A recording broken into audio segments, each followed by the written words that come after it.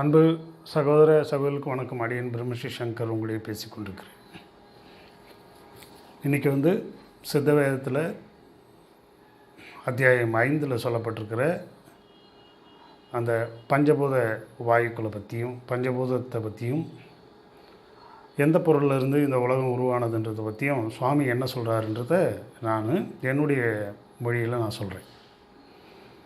இப்போ பஞ்சபூதம் அப்படின்னா நன்றாக விரிந்த ஒரு பொருள், இந்த உலகம் முழுக்க இந்த பிரபஞ்சம் முழுக்க வியாபித்த ஒரு பொருள்னு நம்ம பார்த்தோம். அப்போ இந்த பஞ்சபூதங்களுக்கு நாம் பஞ்சம்னா 5ன்னு சொல்லிட்டு நீர், நிலம், நெருப்பு, காற்று, ஆகாசம் அப்படின்ற மாதிரி நம்ம பார்க்கணும். அப்போ சுவாமி என்ன சொல்கிறார் அப்படின்னா, அக்ஷரம் அப்படின்றதுலேருந்து தான் உங்களுக்கு ஆகாசம் உருவாச்சு. அந்த ஆகாசத்துலேருந்து தான் உங்களுக்கு காற்று உருவாச்சு. இந்த காற்றில் இருந்து தான் உங்களுக்கு நெருப்பு உருவாச்சு. இந்த நெருப்பில் இருந்து தான் உங்களுக்கு நிலம் உருவாச்சு. இந்த நிலத்தில் இருந்து தான் உங்களுக்கு நீர் உருவாச்சு அப்படின்றார். அப்போ நீங்கள் இந்த பிரபஞ்சத்தில் இருக்கிற சக்திகளை நாம் பார்க்கும் பொழுது இந்த பிரபஞ்சம் முழுக்க பார்த்திங்க அப்படின்னா சக்திகளால் நிரப்பப்பட்டிருக்கிறது. அதுக்கு பேர் தான் அக்ஷரம்னு பேர்.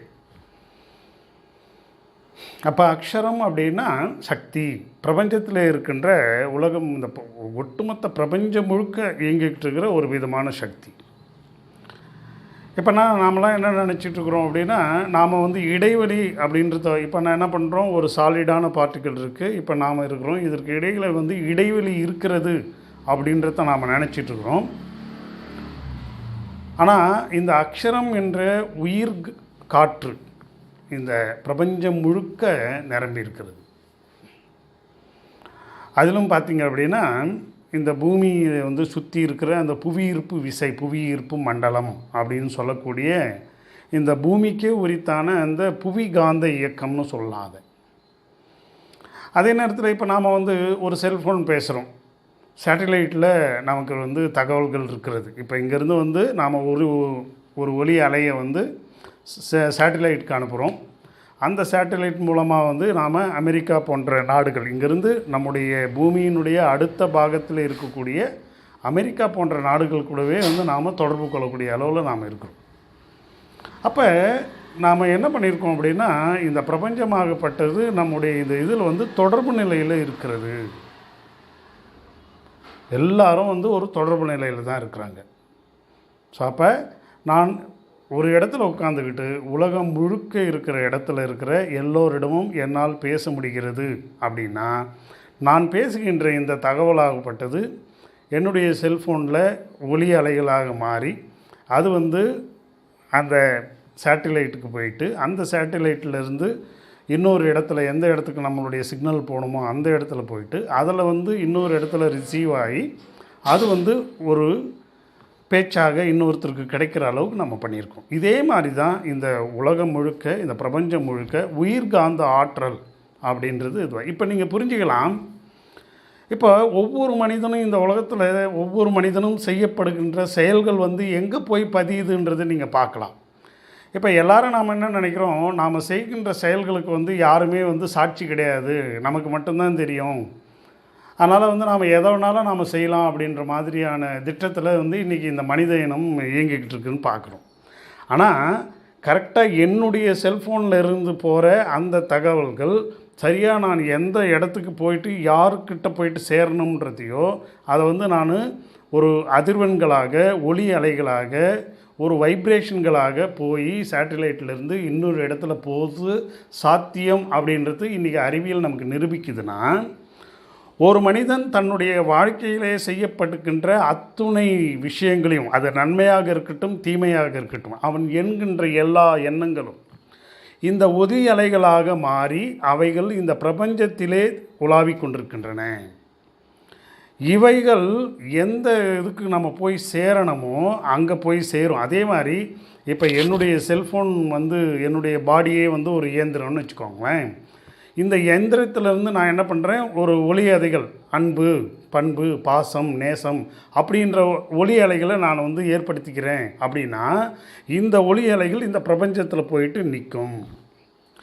இதே நாம் காம குரோத லோபம் அப்படின்னு சொல்லிட்டு பிறரை அழிப்பது, வஞ்சம், அந்த மாதிரியான விஷயங்களெல்லாம் நான் செயல்றேன் அப்படின்னா எப்படி வந்து அன்பு நிலையில் இருக்கிற அந்த அதிர்வுகள் ஒரு இடத்துல ஸ்டோர் பண்ணுதோ, அதே மாதிரி நான் செய்கின்ற அத்துணை விதமான தவறுகளும் அங்கே போய் ஸ்டோர் ஆகிறதுக்கு ஒரு வாய்ப்பு இருக்குது.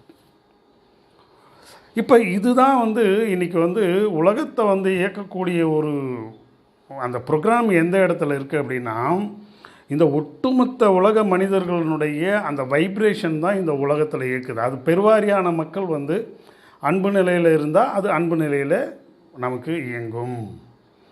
இப்போ ஒரு காலத்தில் வந்து பார்த்திங்க அப்படின்னா, நாம் வந்து இந்த தகவல் தொடர்புன்றது வந்து இல்லாமல் இருந்தது. அங்கங்கே ஒரு கூட்டமாக நம்ம வாழ்ந்துட்டு இருந்தோம். அந்த மாதிரி நேரத்தில் இப்போ தென்னாப்பிரிக்கா போன்ற நாடுகளில் வந்து சில அந்த கூட்டங்கள் வாழும்பொழுது அவர்கள் ஒரு பிரார்த்தனை செய்தாங்கன்னா அந்த பிரார்த்தனை அப்படியே அங்கே நடக்கிறத அவங்க பார்க்குறாங்க. என்ன, ஒரு வேண்டுதல் மழை வேணும் அப்படின்னா அந்த மழை வந்து அந்த இடத்துல வர்றதை பார்க்குறாங்க. அதே மாதிரி உலகளாவிய அளவில் அந்தந்த இடத்துல அந்த எத்தினிக் அப்படின்னு சொல்லக்கூடிய அந்த பழங்குடி மக்கள் அவங்கவுங்களுக்கு தேவையான விஷயத்தை அவர்களுடைய எண்ண அலைகள் மூலமாக பெற்று அவர்கள் வாழ்ந்திருக்காங்க. ஆனால் இன்றைக்கி வந்து தகவல் தொடர்புன்னு ஒன்று வந்ததுனால என்ன ஆகுது அப்படின்னா, உலகத்தினுடைய எந்த மூலையிலும் நடக்கின்ற அந்த நல்லது கெட்டதுகள்லாம் உடனடியாக வந்து உலகளாவிய அளவில் அந்த மக்கள்கிட்ட பரவும் போது பாசிட்டிவ் வைப்ரேஷனாக போது அந்த பாசிட்டிவ் வைப்ரேஷன் எல்லாரையும் போயிட்டு தாக்குது, அவர்களுக்கு போய் சேருது.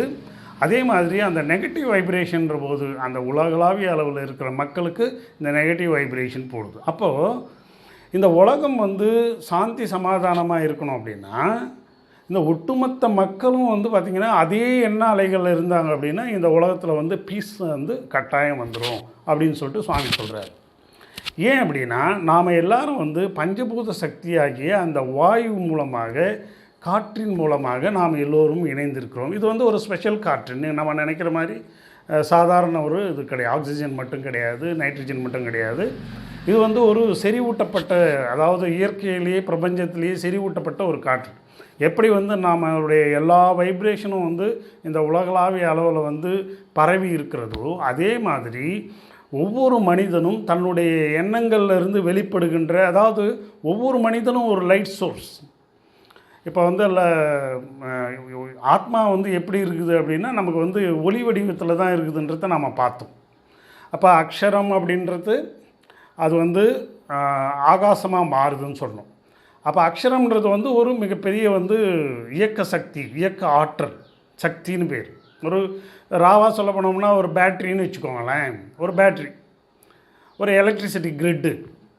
இதிலிருந்து நாம் என்ன பண்ணலாம்னா அந்த எனர்ஜி எடுத்து நாம் எதை வேணாலும் நம்ம செய்யலாம். இதை வந்து நாம் எல்லா இயந்திரங்களையும் நாம் இதை ஆப்ரேட் பண்ணிக்கலாம். அப்போ அக்ஷரம்ன்றது வந்து பார்த்திங்க அப்படின்னா ஒரு மிகப்பெரிய வந்து ஆற்றல். அந்த ஆற்றல் வந்து ஆகாசமாக மாறுகிறது. இது என்ன அப்படின்னா, இப்போ வந்து ஒரு நெருப்பு வந்து ஏற்றுறோம். அந்த நெருப்பினுடைய அந்த வெப்பம் வந்து வருது பார்த்திங்களா. இப்போ சூரியன் வந்து எங்கேயோ இருக்குது, ஆனால் அந்த சூரியனுடைய அந்த வெப்ப ஆற்றல் நம்மளை வந்து சேருது பார்த்திங்களா. இந்த சூரியன் என்பது வந்து பார்த்திங்க அப்படின்னா அக்ஷரம் அப்படின்னு நம்ம உதாரணமாக எடுத்துக்கிட்டோம்னாலும் இந்த சூரியனிலிருந்து வர்ற வெப்ப கதிர்கள் வந்து ஆகாசமாக மாறுகிறது. இந்த ஆகாசத்துலேருந்து எப்பவுமே வந்து ஒரு ஹீட் டெவலப் ஆச்சுன்னா அந்த இடத்துல வந்து புகைன்னு ஒன்று வரும். அந்த புகை வந்து உங்களுக்கு வந்து வாயுவாக வந்து உங்களுக்கு மாறுது. இந்த வாயு வந்து பார்த்திங்கன்னா இந்த வாயு தான் வந்து ஜீவனாக நம்முடைய ஒவ்வொரு மனிதனுடைய உயிர்லேயும் இருக்குது.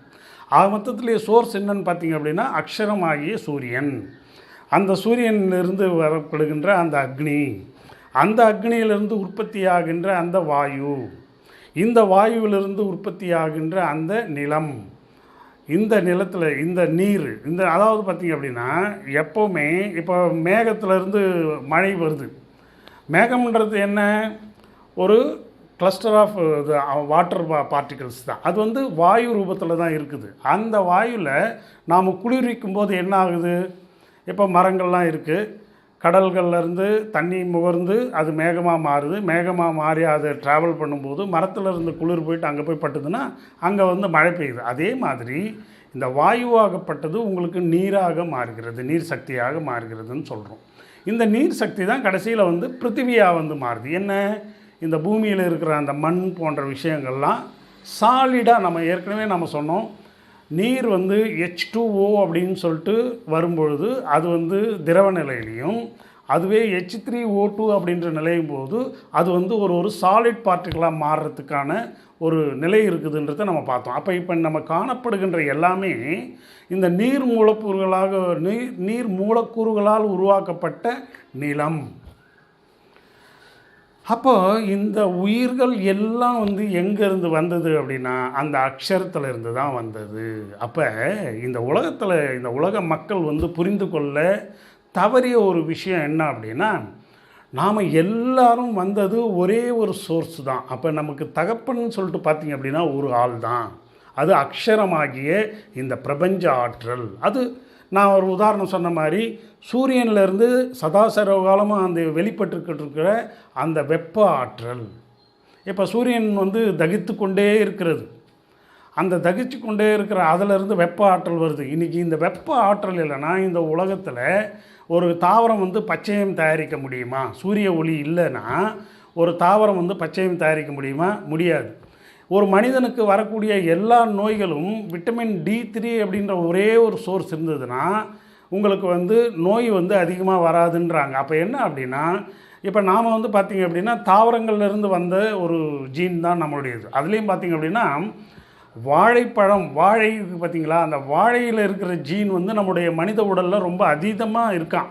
ஏறக்குறைய 65% மேலே நம்முடைய உடம்பில் இருக்கிற ஜீன்கள் வந்து வாழையை ஒத்து போகுதுன்னு சொல்லிட்டு விஞ்ஞானிகள் சொல்கிறாங்க. அப்போது நாம் வந்து இந்த மாதிரியான வாழை போன்ற தாவரங்கள்லேருந்து வந்தவங்க தான். அதே தான் இந்த உடலாகப்பட்டது. சூரிய ஒளி வந்து நம்முடைய உடம்புல பட்டுது அப்படின்னா இது வந்து விட்டமின் D3 உயிராற்றலை அது வந்து பெருகுது. அப்போ உடம்பில் கிருமிகள்லாம் அதிகமாக இருக்காது. வாதப்பித்த சிலேத்துமெல்லாம் உங்களுக்கு வாதம் அதிகமாகவே வராது. அதனால தான் மருத்துவர்கள்லாம் நல்லா கவனிப்பாங்க. இந்த சூரியன் அதிகமாக இருக்கின்ற அந்த கோடை காலங்களில் வந்து பார்த்திங்க அப்படின்னா உங்களுக்கு அதீதமான நோயெலாம் வராது. குளிர்காலத்தில் மழைக்காலங்களில் வந்து நோய்கள்லாம் அதிகமாக வரும். கிருமிகள் அதிகமாக வந்து அதனுடைய வேலை செய்யும். அப்போ உங்களுக்கு பார்த்திங்க அப்படின்னா வந்து ஜுரம் போன்ற தலைவலி, சீதளம் போன்றதெல்லாம் அதிகமாக வரும். அதன் மூலமாக வாதங்கள் அதிகமாக வரும். இந்த ருமட்டாய்டு ஆர்த்ரைட்டிஸ்னு சொல்லக்கூடிய அந்த வாதம் சம்மந்தப்பட்ட பிரச்சனை இருக்கிறவங்களாம் இந்த குளிர்காலங்களில் ரொம்ப அதிகமாக அவசப்படுவாங்க. ஆனால் வெப்ப காலத்தில் இந்த பிரச்சனை அவங்களுக்கு இருக்கவே இருக்காது. நீங்கள் நல்லா பாருங்கள். இது மருத்துவர்களே வந்து இதை கவனிச்சிருப்பாங்க.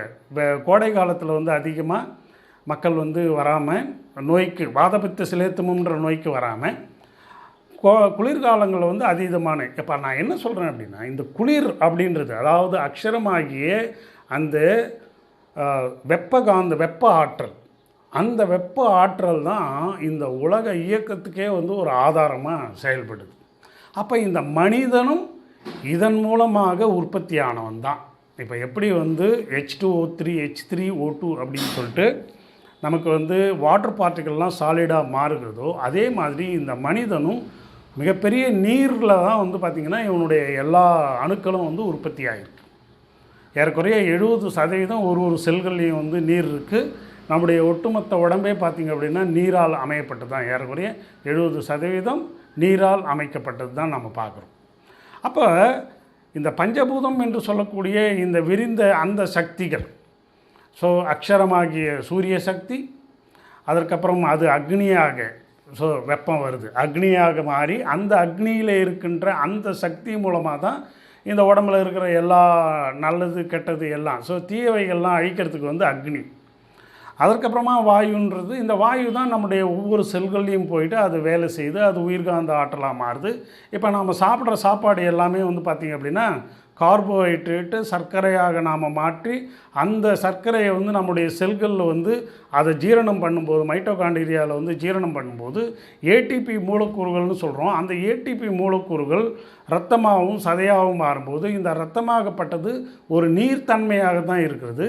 இந்த நீர்த்தன்மையில் நோய் எதிர்ப்பு அணுக்கள் போன்ற விஷயங்கள் இருக்குது. இந்த நோய் எதிர்ப்பு அணுக்கள் வெள்ளை அணுக்கள்லாம் ஒன்றா சேர்ந்து அதனுடைய சிந்தசைஸ் பண்ணி தான் நமக்கு விதையாகிய ஸ்பெர்ம் சுக்கிலம்ன்றது வருதுன்றதை நாம் பார்த்தோம். அப்போ நமக்கு வந்து இந்த பூமியிலே எல்லா மனிதர்களுக்கும் கிடைக்கக்கூடிய ஒரே சோர்ஸ்ன்னு பார்த்திங்கன்னா அக்ஷரமாகிய அந்த சூரிய சக்தி, சூரிய ஆற்றல். இதே மாதிரியான சூரியன் நம்முடைய உடம்புலையும் இருக்கிறது. இதே மாதிரியான நான் சொன்ன மாதிரியான அந்த சூரிய வெப்பம் இந்த உச்சியிலிருந்து நாம் சொன்னோம் ஒரு பாடியை வந்து டச் பண்ணி பார்த்தோம்னா ஹீட் இருக்குது. இப்போ வந்து பார்த்திங்க அப்படின்னா குளிர்காலத்தில் நீங்கள் ஏசி போட்டுட்டு உட்கார்ந்த போது உங்களோட தெர்மாமீட்டர் வாயில் வச்சு நீங்கள் பார்த்தீங்க அப்படின்னா ஏசி நீங்கள் 20 டிகிரி செட் பண்ணிங்கன்னா உங்களோட பாடி டெம்பரேச்சர் 20 டிகிரி இருக்காது. அது 37 டிகிரி தான் இருக்கும். 98.4 டிகிரி ஃபாரன்ஹீட் தான் இருக்கும். அப்போ இந்த வெப்பம் எங்கே வந்தது? இப்போ நம்ம சூரிய வெளிச்சத்தில் வெளியில் இருக்கிறோம். 30 டிகிரி 35 டிகிரி சென்டிகிரேடில் இருக்கும்போது உடம்புல வந்து டெம்பரேச்சர் செக் பண்ணால் 36 டிகிரி இருக்குது அப்படின்னா, நீங்கள் ஒரு குளிர் பிரதேசத்தில் இருந்தீங்கன்னா கூட அல்லது ஒரு ஏசியில் இருந்தால் கூட உங்களுடைய வெப்பமாகப்பட்டது 37 டிகிரி தான் இருக்கும். அப்போ இந்த வெப்பம் எங்கேருந்து வந்தது? இதுதான் சுவாமி என்ன சொல்கிறார் அப்படின்னா, நீங்கள் வெளியிலே காணப்படுகின்ற அதே மாதிரியான ஒரு சூரியன் வந்து நம்முடைய உடம்பிலே இருக்கின்றது. இந்த சூரியனிலிருந்து தான் ஆகாசம் தோன்றுகிறது. இங்கே இந்த ஆகாசத்தை தான் நாம் செய்கிற வினைகள் எல்லாம் அங்கே பதியுது. நீங்கள் அது நல்வினை செய்தாலும் சரி, அது தீவினை செய்தாலும் சரி, அந்த வினை அங்கே பதிகிறது. இந்த வினையாகப்பட்டது தான் நமக்கு வந்து கர்மாவாக மாறி வருகிறது. அதாவது நாம் எதை விதைக்கிறோமோ அதை தான் இந்த உலகத்தில் நாம் அறுவடை பண்ணணும். இன்றைக்கி உலகளாவிய அளவில் பார்த்திங்க அப்படின்னா மனிதர்கள் அதிகாரத்தை வந்து கைப்பற்றிக்கிட்டு அவர்கள் செய்யும் அட்டுழியெல்லாம் பார்த்திங்க அப்படின்னா மிக சொல்லிலடங்காத ஒரு வரையறுத்து பார்க்க முடியாத ஒரு அக்கிரமங்கள்லாம் இந்த உலக மக்கள்லாம் செய்துட்ருக்குறாங்க. அதிகார மட்டத்தில் இருக்கிறவங்க செய்துட்ருக்காங்க. ஆனால் இவர்கள் யாருக்குமே இவர்களுக்கு புரிவதில்லை. நம்ம உள்ளுக்குள்ளே இருந்து ஒரு நீதிபதி இதை பார்த்துக்கிட்டே இருக்கிறாரு. அவருக்கு பேர் தான் அக்ஷரம். அவர் தான் வந்து ஆகாசமாக இருந்து நமக்குள்ளே வேலை செஞ்சிட்ருக்காரு. இந்த ஆகாசமாக இருக்கிறவர் தான் வந்து வாயுவாக வந்து நம்மளுடைய உடம்பில் ஜீவனாகிய சிவனாக சதாசிவமாக உச்சியிலேருந்து பாதம் வரைக்கும் எல்லா செல்கள்லையும் அவர் வேலை செஞ்சிட்ருக்காரு. அப்போது இவர் வந்து பார்த்திங்க அப்படின்னா அதுக்கு அடுத்தபடியானது வந்து பார்த்திங்கன்னா வாயுக்கு அடுத்தது நீர் உடம்பில் இருக்குது. அதே மாதிரி வந்து நிலம் தான் திசுக்கள். நம்முடைய எல்லா உறுப்புகள் பார்த்திங்கன்னா ஒரு பிருத்திவியை ஒட்டின மாதிரி தான் இருக்குது, பூமியை ஒட்டின மாதிரி தான் இருக்குது. அப்போ இந்த பூமியிலே செய்யப்படுகின்ற இந்த உடலாகி இந்த பூமியிலே செய்யப்படுகின்ற அந்த அப்புன்னு சொல்கிறோம். அது தேயுவாகிய அப்புவாகிய பிருத்திவின்னு சொல்கிறோம். அப்போ இதில் செய்யப்படுகின்ற எல்லா விஷயமும் இந்த ஆகாசத்தில் போய் பதியுதுன்றத இன்றைய நவீன கல்வி வந்து நமக்கு கற்றுக் கொடுக்க மறந்து விட்டது. அதனால தான் இன்றைக்கி பாவம் செய்பவர்கள் ரொம்ப அதிகமாக மாட்டாங்க. இப்போ சக மனிதர்களை மனிதர்களாக மதிக்கக்கூடிய நிலையிலிருந்து மனிதர்கள் வழுவி விட்டார்கள், தவறிவிட்டார்கள். காரணம் என்ன அப்படின்னா எல்லோரும் ஏக சகோதரர்கள் அப்படின்ற எண்ணம் அவர்களுக்கு வந்து இவர்களுக்கு இருக்குல்ல. இன்றைக்கி பார்த்திங்க அப்படின்னா இந்த எப்ஸ்டீன் ஃபைல்னு சொல்லிட்டு கேள்விப்படுறோம். உலகத்தை ஆட்சி செய்யக்கூடிய தலைவர்கள், மிகப்பெரிய அதிகாரத்தில் இருக்கிற தலைவர்கள் சிறு பெண்களை பாலியல் வன்கொடுமை, அதாவது பாலியல் வன்கொடுமை அது ஒரு இணக்கம், ஒரு தூண்டப்பட்ட ஒரு சித்திரவதையெல்லாம் வந்து அவங்க வந்து அந்த பெண் குழந்தைங்களுக்கெல்லாம் செய்கிறான்றாங்க. அப்போ ஒரு நம்ம பிள்ளைகளை நாம் வந்து செய்வோமா? இப்போ நாம் வந்து என்ன நினைக்கிறோம், நாம் வந்து ஒரு 4 குழந்தை பெற்றுக்கிறோம்.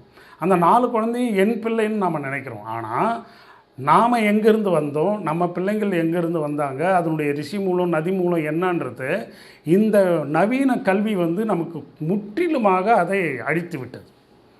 இப்போ எல்லாம் இந்த பார்க்குற எல்லாமே என்னுடைய சகோதரர்கள் தான், இங்கே பார்க்குற எல்லாமே என்னுடைய குழந்தைகள் தான் அப்படின்ற அந்த எண்ணத்தை மறந்து இந்த உலக மக்கள் வாழறதுனால்தான் இவனுக்கு பிறந்த குழந்தைய வந்து அன்பாகவும் பார்க்குறான். ஆனால் அடுத்த பிள்ளைகளை வந்து இவன் வந்து காமத்தலோடு பார்க்குறான், அல்லது அவர்களை எந்த விதமாக யூட்டிலைஸ் பண்ணிக்க முடியும் அப்படின்ற மாதிரி பார்க்குறான். இன்றைக்கி வந்து அரசியலில் நடக்கின்ற அட்டுழியங்கள் எல்லாம் இந்த பைசாவும் எல்லாம் காசு பணத்தெல்லாம் வந்து ஊழல் பண்ணுறது, அதன் மூலமாக சொத்துக்களை வந்து சேர்த்து வச்சுக்கிட்டு அதன் மூலமாக ரவுடித்தனம் பண்ணுறது, அதன் மூலமாக இந்த போதைப் பொருட்களை வந்து அவங்க வெளியில் கொடுத்து மிகப்பெரிய அளவில் பொருட்களை ஈட்டுவது.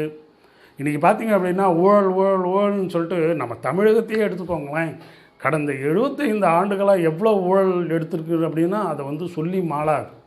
அப்போ இந்த மாதிரி ஊழல் வந்து மக்கள் இருக்கிறாங்க அப்படின்னா இந்தியா முழுக்க எடுத்துக்கோங்க, எவ்வளோ ஊழல் இருக்கும். ஊழல் அப்படின்னா என்ன தெரியுங்களா?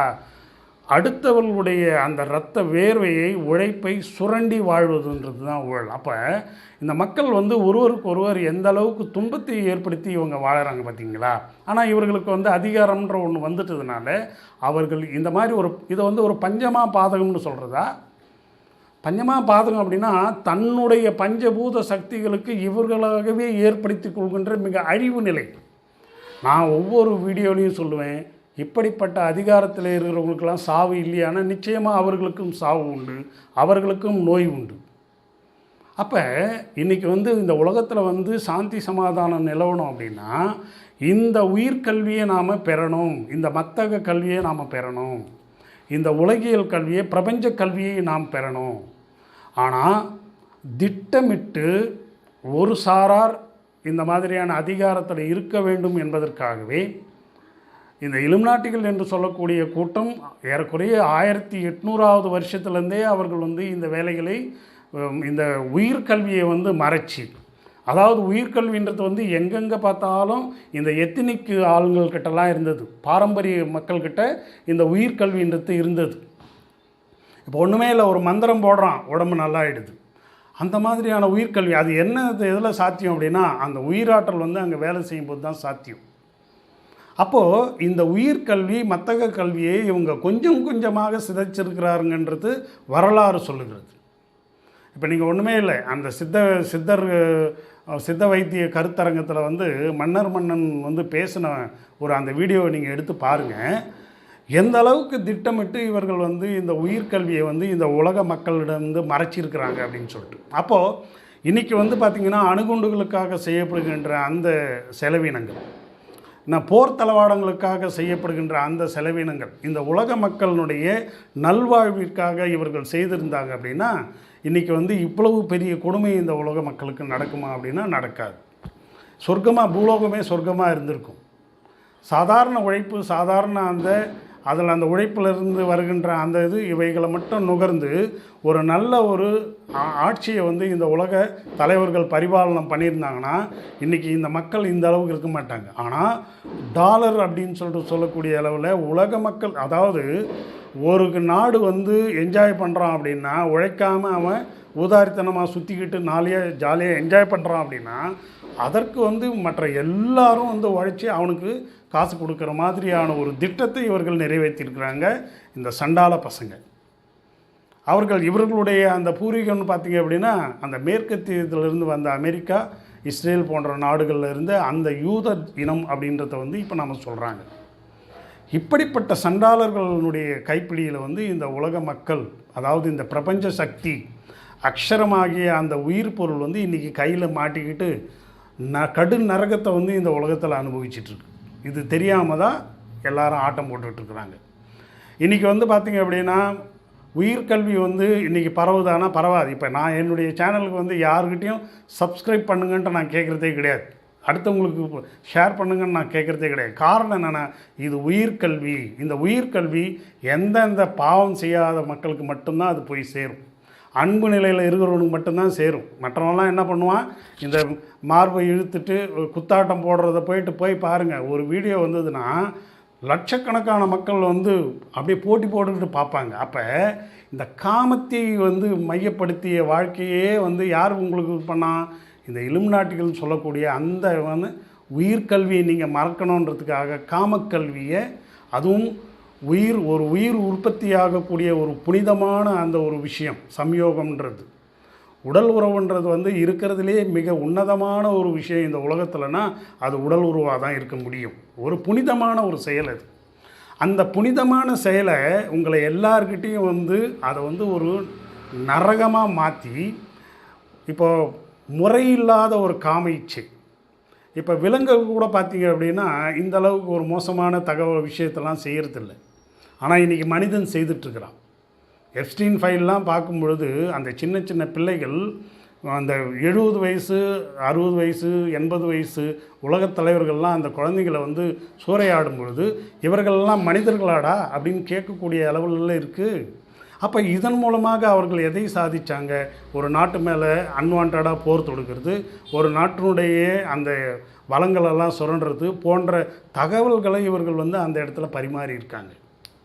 இப்படிப்பட்ட சண்டாலத்தனத்தெல்லாம் பண்ணிகிட்ருக்கிற இந்த உலகத்தில் இந்த கல்வி முறையை தலைமையில் தூக்கி வச்சுக்கிட்டு இருக்கிற இந்த மனிதர்களுக்கு அமைதின்றது ஒன்று வருமா? சாந்தி சமாதானன்றது ஒன்று வருமா? நரகம்தான் இன்றைக்கி எல்லாருமே அனுபவிச்சுட்ருக்குறாங்க. ஆனால் நரகத்தை அனுபவிக்கிறோன்னு சொல்லிட்டு யாருக்குமே தெரியறதில்லை. நான் இந்த சித்த வித்தியார்த்திகளுக்கு நான் சொல்லுவேன், இப்போ சித்த வித்தியை நாம் எதுக்கு எடுக்கிறோம் அப்படின்னா சித்த வித்தியார்த்தி ஒவ்வொருத்தரும் வந்து நீங்கள் நினைக்கிற மாதிரி அவ்வளோ சாதாரண விஷயம் கிடையாது. இந்த உலக மக்கள் எல்லாரையும் உயிருக்கு உயிராக நேசிக்கக்கூடிய ஒரு மனிதன் நிலையில் வரக்கூடியவன் தான் சித்த வித்தியார்த்தி. ஆனால் தன்னையே நேசிக்காத வித்தியார்த்திகள் எவ்வளோ பேர் இருக்காங்க. அப்போ தன்னையே நேசிக்க முடியாதவங்க பிறரை எப்படி நேசிப்பாங்க? தன்னை நேசித்தல் என்னென்னு யாருக்குமே தெரிய மாட்டேங்குது. தன்னை நேசித்தல்னா என்ன? காலையில் எழுந்த உடனே வந்து கடுங்காப்பியை வந்து வெறும் வயிற்றில் சாப்பிட்றோம்னா அது விஷம். புலால்ன்றானுங்க, அது விஷம். அளவுக்கு மீறியான உணவு எடுத்துக்கிறோம், அது விஷம். அடுத்தவனை வந்து கொல்ல வேண்டும்ன்றதை நினைக்கிறது, அடுத்தவனுக்கு பஞ்சமாக பாதகம் செய்யணும்னு நினைக்கிறது, அடுத்தவனை வந்து அழிக்க வேண்டும் என்று நினைப்பது, இது எல்லாம் தனக்குத்தானே ஏற்படுத்தி கொடுக்கின்ற ஒரு நோயின்றது வந்து இவங்களுக்கு புரிய மாட்டேங்குது. அதுதான் இன்றைக்கி பார்த்திங்கன்னா அரசியலில் பேசுகிறானுங்க பேச்சு ரெக்கார்ட் பண்ணி வச்சு பாருங்கள். ஒரு நாளைக்கு ஒரு பேச்சு அப்படியே முழு பூசணிக்காயை சோத்தில் மறைக்கிற மாதிரியான பேச்சுக்கள்லாம் பேசிகிட்டு இருக்கிறானுங்க. என்ன சட்டம் வந்து சரியில்லை. இன்றைக்கி ஒரு அரசியல்வாதி வந்து தப்பு செய்கிறான் அப்படின்னா அவனுக்கு தண்டனை கிடைக்கிறதுக்கு அவன் மரணம் அடைஞ்சு 10 வருஷம் போன பிறகு கோர்ட்டில் தீர்ப்பு வரும். அப்போ ஏன் அவன் வந்து தண்டனை இது பண்ண மாட்டான்?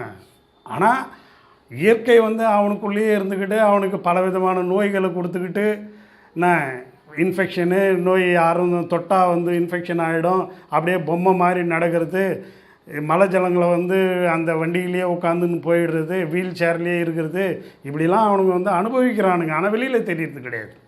அப்போ இந்த உலக மக்களினுடைய நம்முடைய பிள்ளைகளினுடைய அந்த உழைப்பை சுரண்டி அவர்கள் செய்யும் அந்த ஊழல்களுக்கு தண்டனையை வந்து இயற்கை கொடுத்துருது. ஆனால் இந்த நம்ம வந்து ஏற்படுத்தி வச்சுருக்கிற அந்த சட்டம்ன்றது வந்து அவங்களுக்கு கிடைக்கிறதுக்குள்ளே அவங்களுக்கு சாவே வந்துடுது. அப்போ அதனால தான் வந்து அந்த உடல் சார்ந்த விஷயங்களெல்லாம் நம்ம பணத்தை வச்சு எப்படி ஒன்றாலும் பார்த்துக்கலாம், இங்கே இப்போ எவ்வளோக்கு எவ்வளோ நம்ம கொள்ளடிக்க முடியலான்ட்டு கொள்ளடிச்சிட்ருக்கிறானுங்க இந்த அரசியல்வாதிங்க. இந்த உலகளாவிய அளவில் நடக்கிறதே இது தான். ஆனால் அவர்களுக்கு தெரிவதில்லை. நாம் எல்லாரும் ஒரு தாய் பிள்ளைகளாக இருந்துக்கொண்டு நாம் ஒருத்தருக்கு ஒருத்தர் துரோகம் செய்கிறோம். இப்போ நான் வந்து ஒருத்தருக்கு துரோகம் செய்கிறேன் அப்படின்னா அது எனக்கு நானே செய்து கொண்டிருக்கின்ற துரோகம்னு பேர். அப்போ அன்பு நிலையில் இருந்தால் மட்டும்தான் இது விளங்கும். அன்பு நிலை இல்லைன்னா ஒன்றுமே விளங்காது. அப்போ நம்முடைய உடம்பில் இருக்கின்ற உயிராகிய அந்த ஜீவன் ஆகாசத்திலிருந்து இயங்கிறது. அதற்கு மேல் அக்ஷரமாகிய அந்த உயிர் பொருள் பிரபஞ்ச ஆற்றல் நமக்கு அன்புன்ற நிலையில் இந்த அக்னியை கொடுத்து ஆகாசத்தை கொடுத்து நமக்கு வந்து இந்த வாயுவை கொடுத்து அந்த வாயு சதாசிவனாக நம்முடைய உடம்பில் நின்று அது வந்து நம்முடைய உடலாகவும் உயிராகவும் நீர்த்தன்மையாகவும் மண் தன்மையாகவும் நமக்கு வந்து இயங்குது அப்படின்றத நம்ம பார்த்தோம். இப்போ இது அழிந்து போகாமல் இருப்பதற்காக அக்ஷராபியாசம் என்று சொல்லக்கூடிய சித்த வித்தையை நாம் செய்ய வேண்டும். அக்ஷரம் அப்பியாசம். அப்பியாசம்னா என்ன? அப்படின்னா உள்ளுக்குள்ளே சமீபமாக சேருது. இப்போது இந்த இடத்துல என்னோடய வீடு இருக்குது அப்படின்னா அந்த வீட்டுக்கு போய் நான் சேர்றது. அதுதான் வந்து கண்ணதாசன் கூட நாடு அதை நாடாவிட்டால் ஏது வீடு